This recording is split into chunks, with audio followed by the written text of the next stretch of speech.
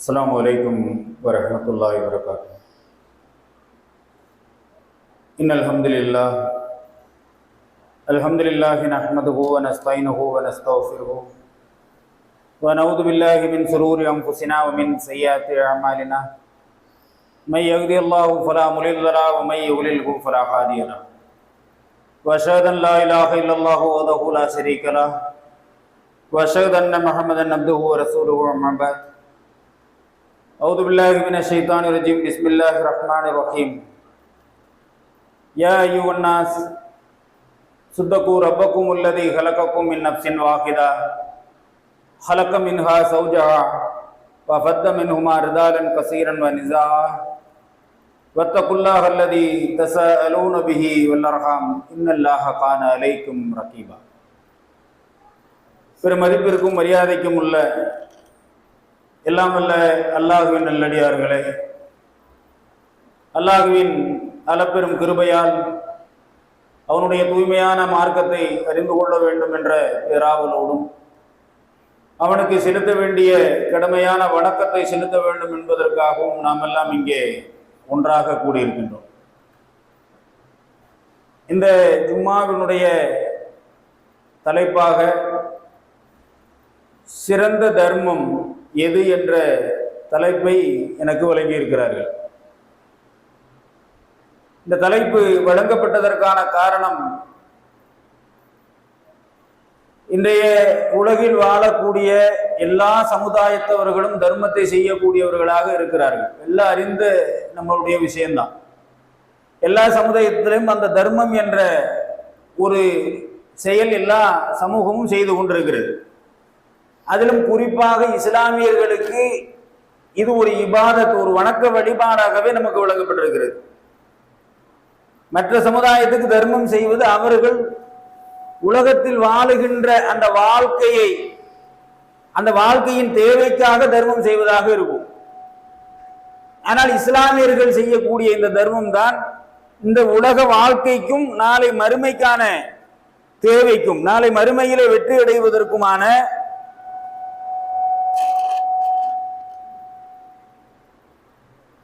மறுமையிலே வெற்றியடைவதற்குமான அந்த செயல் எதுவென்றால் தர்மம் என்று இஸ்லாமிய மார்க்கம் நமக்கு போதிக்கிறது. அல்லாஹும் அல்லாஹ்வுடைய தூதர் நபிகள் நாயகம் ஸல்லல்லாஹு அலைஹி வஸல்லம் அவர்களும் இந்த இபாதத்துகளை பட்டியலிடுகிற விஷயத்தில் எவ்வாறு தொழுகைகளை பேண வேண்டும் என்று பட்டியலிட்டார்களோ அதே போன்ற தர்மத்திற்கும் அதிகமான முக்கியத்துவத்தை கொடுத்தார்கள். குர்ஆன் நெடுகிலும் நம்மளால பார்க்க முடியும்.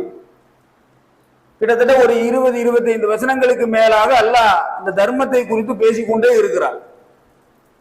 நபிகள் நாயகம் ஸல்லல்லாஹு அலைஹி வஸல்லம் அவர்களுடைய வாழ்க்கையிலும் அதிகமான தர்மங்களை செய்ய வேண்டும் என்று நபிகளார் போதிக்கிறார்கள். அண்ணலம் பெருமானார் நபிகள் நாயகம் ஸல்லல்லாஹு அலைஹி வஸல்லம் ஒரு முறை மக்களிடத்தில் உரை நிகழ்த்திக் கொண்டிருக்கிறார்கள். அப்போது சொல்கிறார்கள், நாளை மறுமையிலே அல்லாஹுவை நாம் சந்திக்க இருக்கின்றோம். அப்படி சந்திக்கின்ற வேளையில் அல்லாஹுவோடு தனியாக உறவாடி நம்முடைய காரியங்களை விசாரித்து அதற்கான கூலியை வழங்குவதற்காக அல்லாஹ் நம்மோடு விசாரணையை நடத்துவான். தனியா அல்லாஹ் நம்மளும் இருப்போம். அப்படி ஒரு மனிதரை அல்லாஹ் ரப்புல் ஆலமீன் விசாரித்து அதனுடைய முடிவாக அவனுக்கு தீர்ப்பு வழங்கக்கூடிய அந்த நேரத்தில் அவன் தனக்கு முன்பாக பார்க்கிறான், முன்னாடி இருக்கிற எல்லாமே நரகமா தெரியுது. தன்னுடைய வலதுபுறமாக திரும்பி பார்க்கிறான், அங்கேயும் நரகம். இடதுபுறமாக இப்படி முன்னும் பின்னும் வடமும் இடமும் எல்லா இடத்துலயும் நரகமா தெரியுது. நபிகள் நாயகம் இந்த சொல்லை சொல்லிட்டு கொஞ்ச நேரம் அப்படியே பேசாம நிப்பாட்டிடுறாங்க அந்த உரையை. சிறிது நேரம் கழித்து சொல்கிறார்கள், மக்களே, ஒரு பேரித்தம்பளத்தின் துண்டையேனும் தர்மம் செய்து நரகத்தில் இருந்து உங்களை தற்காத்துக் கொள்ளுங்கள்.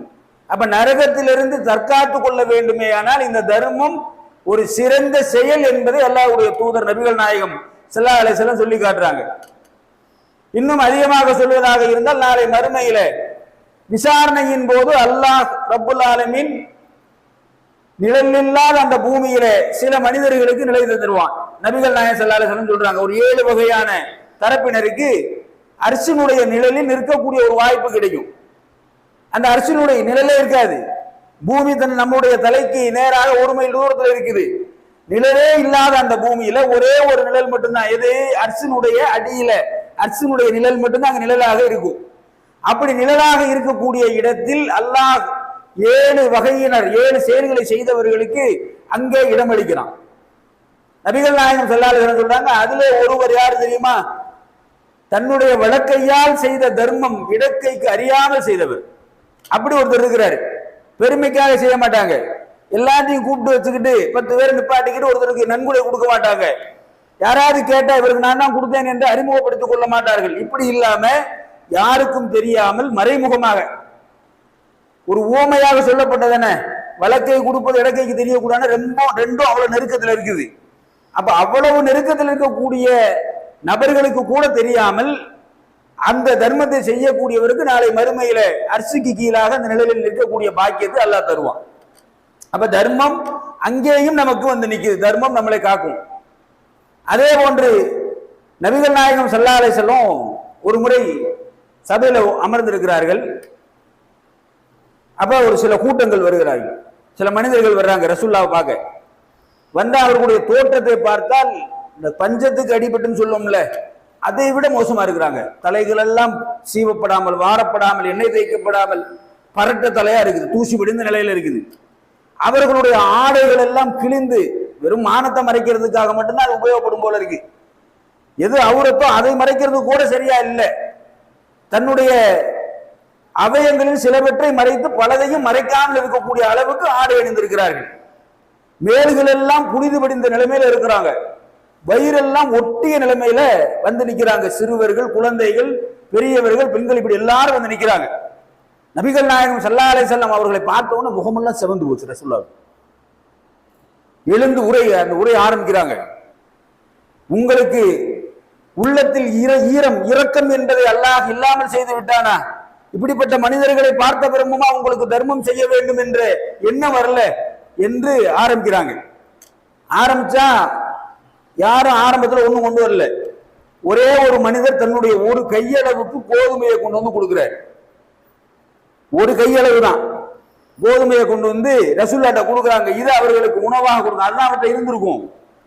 கேட்க வந்தவங்க ஏழை, வந்தவங்க பரம ஏழை.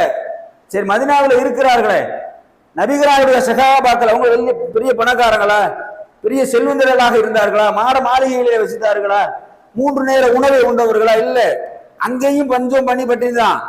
ஆனாலும் தங்களிடம் இருப்பதை கொண்டு போய் ஒருத்தர் கொடுக்கிறார். ஒருத்தர் தான் கொடுத்தாரு. இப்ப முதல்ல ஒரு கை அறிவதை சிறந்த தர்மம் எது?